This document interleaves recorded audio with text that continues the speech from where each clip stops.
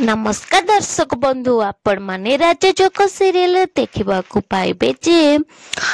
ऋषभ रिया को किडनैप करी आणुथिबे आउ सेतिके बेले अदिति जेतेबेले प्रतिरोध करथिबे से अदिति को मते तांको सहित किडनैप करके नै आस्थिबे आउ रास्ता रे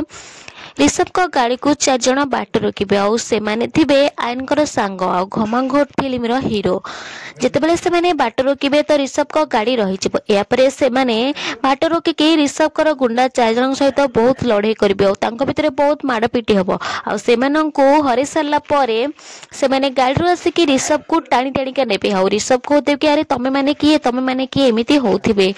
या परे अदिति और रियांकर तांका पाटरे होश आसी जीवो आउ अदिति कहिबे कि रिया भौज या पर से दी जण गाड़ी रो ओले की तळकु आसीबे आउ दी जण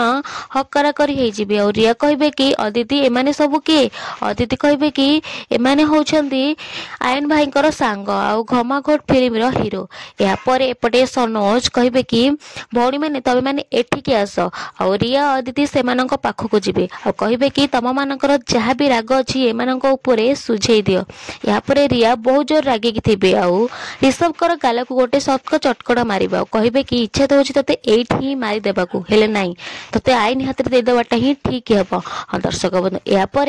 ऋषभ को पुलिस अरेस्ट करनेबे आपण मानकू ए ऋषभ रो अरेस्ट बद केते खुशी लागुची निश्चय कमेंट रे जणातु हेले राजजोग सीरियल सरी जाईछि।